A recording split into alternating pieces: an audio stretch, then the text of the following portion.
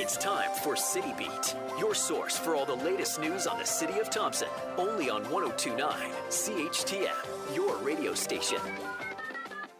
Good morning and welcome to City Beat here on 102.9 CHTM. My name is Stuart Walter and my guest this morning is Deputy Mayor Colleen Smook. Good morning.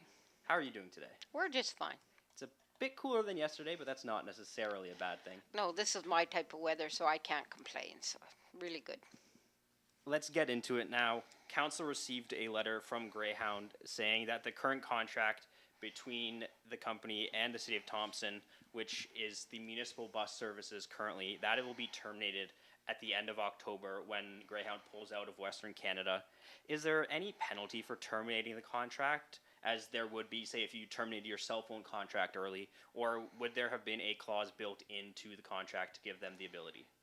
Well, that's a good question. Our issue has been for the last while, over a year actually, that our contract had come up for renewal with Greyhound, and we've been pursuing them very vehemently to renew our contract, and they've been avoiding it. So basically, we're just working on the old terms of the contract, and we don't actually have a contract with them at the moment. So there is no penalties to them for this. And what is the city doing in response? I know especially high school students heavily rely on the bus system during the winter months when it gets pretty cold outside. Well, we basically, Public Works called a meeting last week, and we've sent the recommendation to council, which passed Monday, to set up an ad hoc committee to look at this issue. There's members from the Finance Committee, from the Public Works Committee and council, and we will be looking for some ad hoc members, and they are tasked with coming up with a plan, and it's basically going from no bus service in Thompson to the bus service that we have with a contract. So we're not sure how that's going to look in between. We'll be talking to the NRHA because that'll impact them too for people getting around town. The school district, because that impacts their student. Because as you say, the ridership in the mornings, mainly to high school, is the students. With the province, they don't have to supply our district with bus service for the students, as there is an elementary school in each catchment area, and once the students reach the age of high school, the province and the school district don't have to provide busing. And we're just not sure if the city will be able to afford to continue it. Just keep tuned for the news coming out on what's happening. One of the other things council approved on Monday, it was the annual review of the executive staff terms and conditions. Could you talk about what changes were made this year? I know there were one or two. Yeah, there was a few small changes. There was one clause in there that was, basically changing the word days to consecutive days, just for one of the clauses. Our benefits and short-term disability in that, there's a clause there about 70 years now being it. Our overtime pay, we've sort of clarified that if you're on overtime or bank days and you change up to a position higher, those overtime and bank days that you have, you will be paid at the rate in your previous job, which is, if it's a lower rate, then that's what you'll be paid out. And then we recategorized two positions, basically the pool manager with the liabilities, and given that it's more staff under that. This position likely hasn't been categorized properly for a number of years, and so before you basically the recreation department was in charge of this also, but this just puts it more in its own entity, more answerable to the public and everybody for things going on. The second position was at Public Works, our Director of Public Works. When we in the beginning of our council term, when it was clear that we were going to be taking on the landfill, we had said that it would be a separate entity from Public Works, would have its own management system and that. Well, that never happened, so that work was handed over to Public Works. The water treatment plant, when we were taking it over, we talked about managers and that didn't happen. So now the Director of Public Works, he's actually in charge of all this. His scope of responsibility has increased considerably, and that is what this change in executive policy reflects. And so, from what I gather from what you just said, it's mostly just housekeeping and tidying things up. Basically, and we do this every year, and council is definitely welcome to come and make changes, all of us, or to be at the meetings to talk about it.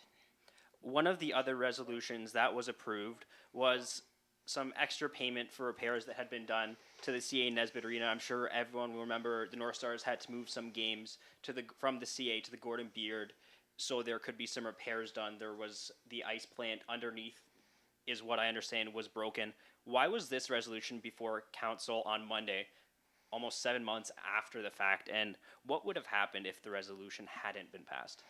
Well, the resolution, basically at the time when this work was done, it had been scheduled, I believe, for March when all the hockey and that was over.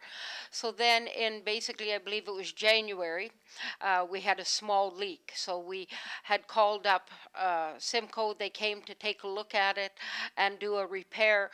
While they were here, it was determined this repair may or may not hold. So that would have affected the rest of the hockey season, the skating season in general.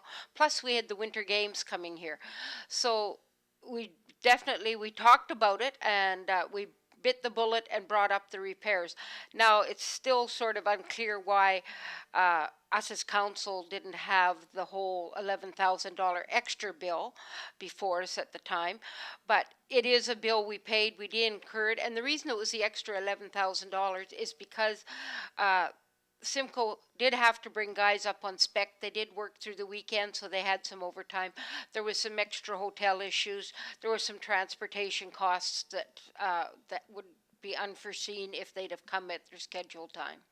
And now, actually, we did get a question from a listener who wants to know how someone can apply to run for either council or mayor in the upcoming election, and if there's any way to know who has put their name forward to run so far. Okay, basically as council, we don't get the list of who's run for. You have until September 14th, get a hold of Dave Turpey. So if you go onto the city website, that'll lead you to all the things, and that's very important. We have Godfrey Burgar, who's come forward and said he's running officially. We've had Penny Byer for mayor so far, and to my knowledge, that's the only two that have officially come forward. So anybody else that we hear has picked up papers. It's only speculation until they're handed back in. I really encourage for city council and school board. Our school board, from what just a lack of talk of the town. We're not getting any applicants for school board, and that'll be very important, because if we don't end up with a school board run by Thompsonites, we could end up with a school board run by the province. And then if the question is still or need to be answered with regards to getting one of those applications or finding out more, would City Hall be a good place to call? City Hall could pass you on to, like I said, to Dave Turpey, the yes. From what I understand, going back to Monday's council meeting, the province is moving their annual municipal road and bridge program into the Canadian Infrastructure Program. Why isn't this in the city's favor, and why is it important to get the Association of Manitoba Municipalities to lobby the Pallister government about it? Well, I guess one of our main concerns about this, dropping such drastic steps and taking this out of the provincial budget is then this is basically going over to the federal coffers. So we don't have as much accountability from the province or to the province, and it's in our best interest for the AMM to lobby for us to try to keep this at the provincial level. As you know, this year we were short at $200,000 just on the one grant a week or so ago. Now moving on from council to one of my favorite topics, public works and construction. Could you give the latest update that you have when it comes to things like line painting, water breaks, and street sweeping? Okay, we've still been continuing the line painting. If you notice, a couple intersections only got half done, and then a rain would start, so they may have to go back. The sweepers are still out there. Our pothole crews, that's basically, in some places I think our potholes are a little bit worse than they were in the spring. So the guys have been out, and girls have been out on a regular basis doing them. Yesterday they were working on Hayes Road when I passed them, and that'll be on an ongoing basis until we try catch up or play catch up. And then could you give an update on the different construction projects that are going on around town? If anybody's had to go down Station Road, I'm sure you've seen that. That's our major hit this year with that. They've just done the curbs and sidewalks. They've pulled all the way the sides. There may be a time or two when it's a total closure, but they're trying to do their best with just one lane service down that road. There's flag people there, so please watch where you're going. And I think the paving crews are actually coming in next week. They should be starting to, or the road construction crews, and then Brandon Crescent they'll be working up there also. Other places that we're doing, if you notice when you're going down Thompson Drive toward Artie Parker, there's some work finishing up there, and even some fire hydrants are being worked on, and we're finishing the water lines for water treatment plant and that. And moving into one of the final topics for today, there was an event yesterday and an event today that we should probably talk about. Well, I was at the recycling center yesterday.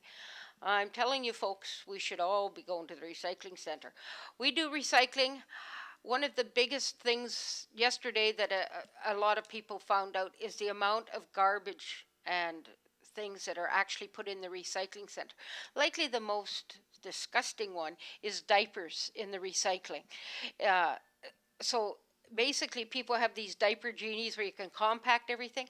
Well, when it hits the recycling center and when that hits the load or hits the hopper and explodes, that is just a mess. And that contaminates the whole load. So you've got a whole load of recycling that goes from the recycling center right out to the landfill site. So, and that's one of the things we're trying to. Another thing is something as simple as milk jugs. People don't rinse them out, don't leave the tops off. And when they have to there was a whole bin of empty milk jugs. Well, apparently when they have to put them into the bale, it's almost impossible to live in that room because of the sour milk smell and that. So just please remember to rinse out your articles and that. Phone the recycling center if you want more information. Please do not contaminate. Actually, it's been brought forward and it's been talked about, but putting up a bylaw of no contaminants in the recycling. We've had some needles in there in the last few months. We've had a few things. So there could be a tracking system coming into play in order to avoid some of this contamination. And then today is Burgers for MS Day at A&W. Yeah, so everybody should go and have a burger at A&W today, and a certain portion will go to MS. As we know, Manitoba and Canada have some of the highest MS rates in the world. And then finally, it's almost that time of year. The ice is going in, and that means North Stars tryouts are coming up. They're painting the ice lines on today as we speak.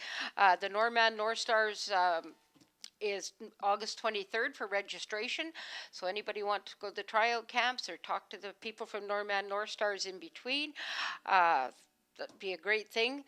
And then there'll be winter activities starting, so we'll be full bore out there.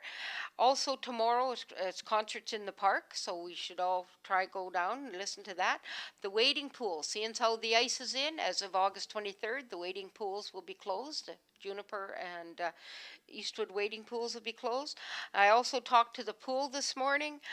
There's a new schedule coming out. Watch their website for it. And there will be a shutdown somewhere around September 2nd for a couple weeks. So please keep in touch with or watch the website for the dates they'll be posted. Well, thank you so much for joining me this morning. Thank you. If you have any questions you'd like answered next week, email them in advance to CHTMnews@arcticradio.ca. For City Beat here on 102.9 CHTM, I'm Stuart Walter. City Beat will be back next Thursday morning at 11:30 with more news about Thompson. Only